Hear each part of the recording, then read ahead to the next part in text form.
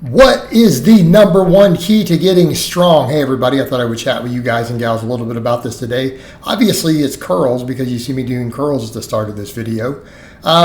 That's a bit of a joke, of course, because curls don't really make you that strong. They work the biceps.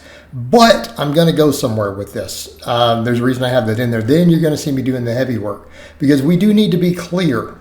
And we want to be extremely clear on this. Your strength ceiling will be determined by your muscle mass. In other words, your overall hypertrophy is going to be the biggest factor in how much weight you can lift, how much force you can produce relative to things like your insertions, your moment arms, your arm and leg lengths, your leverages, okay? Keep that in mind, but you can't change any of those latter things, okay? Those are genetic, they're structural, there's literally nothing you can do about them. But your muscle mass does change from person to person. Like it changes for you, okay? Getting bigger and gaining more muscle and getting jacked will always raise your strength ceiling. We need to be clear on that. But how do we actually get stronger? You get stronger by lifting heavy. Okay, right here, you see me doing some triples with the bench. Okay, you'll see me doing throughout this video a little bit, doing some triples on the deadlift, some singles on the back squat. Okay. The number one trick to getting strong is to lift weights that are at least 90% of your max. Okay? Which, for me right about now, my max bench, probably about 350 at the moment. Right? With this style, the bodybuilding style, 340 to 350.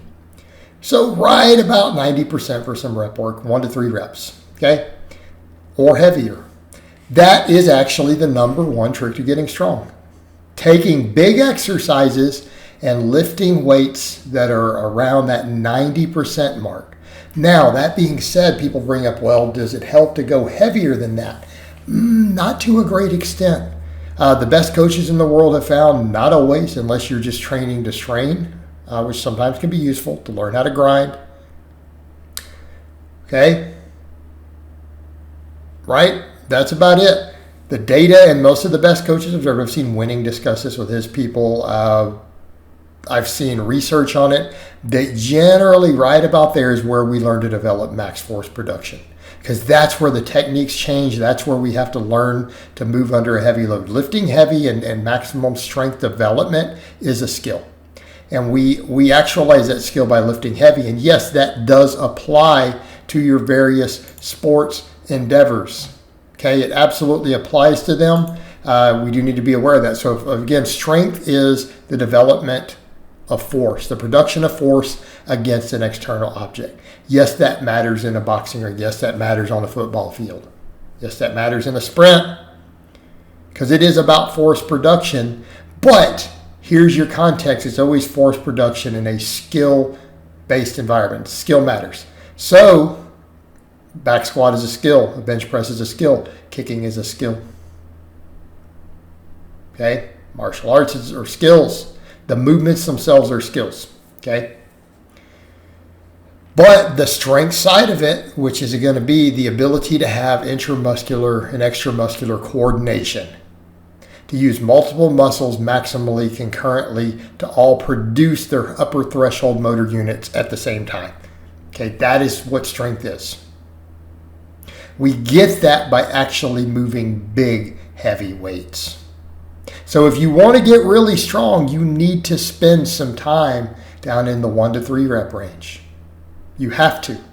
If you truly want to maximize force production, as it applies to lifting weights, as it applies to other endeavors. Okay, the max effort method, right? The max effort method is popularized by Westside Barbell. That is the number one key to developing your strength that you have the potential for. All right, that is the secret. Now, the rest of it is to just get jacked because 90% of your strength potential comes from what? Muscle fiber thickness, okay? And we know that when we take out the multi-joint part, because a squat, a bench press, even a punch, a kick, those have multiple joints involved, right? Those are a skill. When we lock people into machines and we isolate them, here's what we find. Only their individual leverages and the thickness of the muscle fibers affect strength. In other words, It's a direct correlation. In other words, if your quads or your biceps, the muscle fibers themselves on average get about 10% larger in cross-sectional area, the amount of weight you can move for 1 rep locked into a machine in isolation where you can only move that one joint. So only the elbow for the bicep, only the knee for the quad, and they strap you into it. It's all muscle mass. That is what will determine the amount when you push as hard as you can, how much weight you can move. Again, relative to how long your lever is, right? Because it's like a jack. So we need to always keep that in mind. So we're talking about two things when we talk about strength. We're talking about strength potential, strength ceiling, and then we have to talk about actual development of strength. So again, we come over to that other point. How do we develop the strength potential that we have? Through literally moving the heavy weights. That's going to be that 1 to 3 rep range. And if it's in that 3, if it's like 3, it better be like dang near a 3 rep max. Okay? They need to be hard. If it's only 1 rep, we can get away with a little bit in reserve, as low as 90%. Okay? But it's that 1 to 3 rep range. That is where all of our strength potential will be developed. It will teach us to coordinate muscles. And it's not always the specific lift. This is what's found at Westside Barbell with conjugate and rotating max lifts all the time. Yes, there's a skill to individual lifts, but that skill transfers. In other words, they found that doing a cambered bar good morning still carried over to a back squat. Doing a box squat with a safety squat bar still carried over to a back squat. There was skill transference. Max effort lifts are a skill that transfers to other similar lifts to a significant degree. Okay? So it is about that development of the skill. And it's because it teaches the coordination. It teaches you to learn how to use all those muscles at once when pushing against a heavy load or exerting a maximum force. But then the other side of the coin, where does the potential from it come from? Obviously, leverages, genetics, muscle fiber distribution. All those things matter. But you can't change those. But you can change the muscle. So you need to get jacked. So I would say the other end of the equation is bodybuilding, hypertrophy work. Getting jacked, getting stacked, getting cock diesel. That is where your potential comes from. And if anything, that is actually a higher protector against injuries. To just get more jacked rather than try to just beat yourself up lifting heavy all the time, keep that injury rate lower, keep you in the game longer, right? We can bodybuild our way to bigger lifts because they raise the strength ceiling.